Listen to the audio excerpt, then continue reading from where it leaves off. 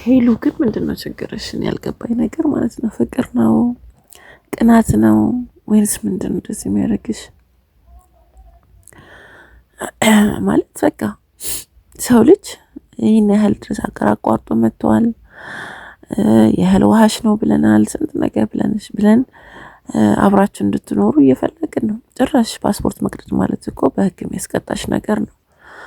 ማለት የሰው ፓስፖርት ሊቀደድ አይገባም። ማለት ይህ ሰው ካልተጋባሽም ተዋደዳችሁ ተፋቀራችሁ እንጂ ትዳር የላችሁም። ቢኖርም እንኳን የሰው ፓስፖርት አይቀደድም፣ ያስከስስሻል። ለምንድን እንደዚህ የምታደርጊው? ሁላችንም ካንቺ ጎን ቆመናል፣ እንወድሻለን።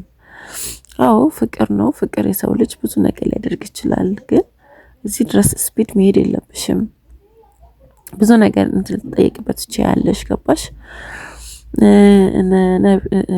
እነ ያብ ስራ በነበሩት ከጎንሽ ሰዓት ላይ በቃ ብዙ ነገሮች ተፈጥረውብሻል በህይወትሽ። እንዳልክ ብዙ በቃ አንቺን ለመጠቀም ያደረጉበት መንገድ፣ አንቺ በፍቅር ሲያሰብሻቸው መንገድ፣ ፍቅር አፍቃሪ መስለው መተው ህይወትሽን የጎዱበት መንገድ በጣም ሁላችንንም አሳዝኖናል። ዛሬ ላይ በቃ እግዚአብሔር ብሎ የራሷን ህይወት እንዲሰጣት ብለን ሁላችንም የምንጸልይ ልጆች ነበርን። ዛሬ ደግሞ ከናቲ ከሄደበት ወይም ተሰዶ በነበረበት ሀገር ወደ ሀገሩ በሰላም ተመልሶ አብራችሁ ብዙ ነገር እያሳለፋችሁ የድሮን ለመመለስ ብዙ ነገር እየጣራችሁ ነበር። በመካከላችሁ እንግዲህ አንዳንዴ ሴትም ሴጣን ናት። በመካከላችሁ የገባችሁን ሴጣን መፍታት ነው ያለባችሁ። ናቲም ብትሆን በቃ የራሴ ያልሆነችን ሴት ጋር ያቺ አምጥተህ ከአብረሃት ቁጭ ብለክ እንደዚህ ነው የሚጀመረው። ሲጀመር ሴቶች ሴጣኖች ናቸው። አሞኛል እንዲህ ነው ይሉና በኋላ በቃ ወደ ራስን ለመሳብ ያለው ጥረት የሚያደርጉ ናቸውና አንተም እዛ ድረስ ሄደክ አልጋ ላይ ቁጭ ብለክ አብረሃት ለማጽናናት ታማለች ብለክ ይሄን ነገር ለማድረግ የለብህም ነበር። ምክንያቱም አንተም ሄሉ አድርገሻል ብለህ እንደምትናደደው ሁሉ ሄሉም ያናድዳታል።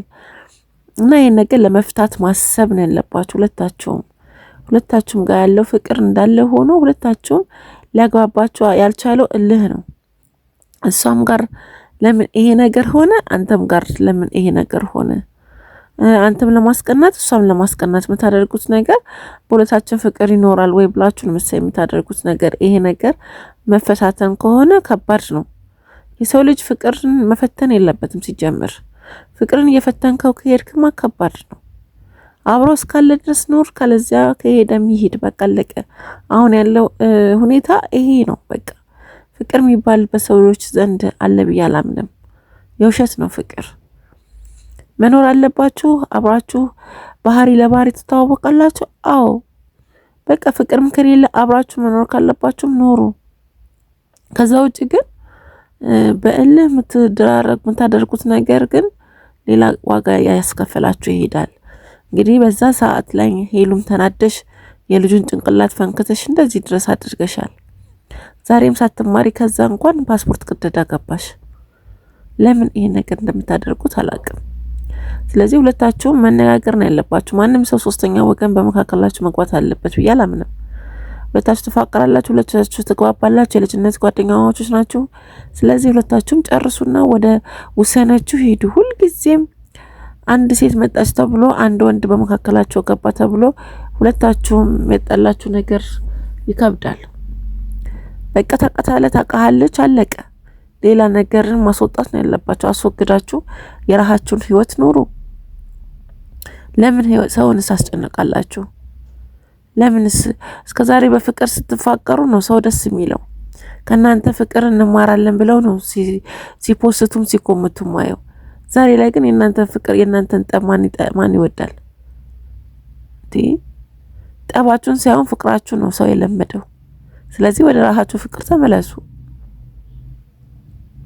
ፍቅራችሁ ያስደስታል። ፍቅራችሁን ከሌላው ቦታ ወደዚህ ቦታ ስንመጣ ፍቅራቸው ደስ ይላል። ፍቅራቸውን ስናይ እንደሰታለን። ሀሳባችን ይሰበሰባል።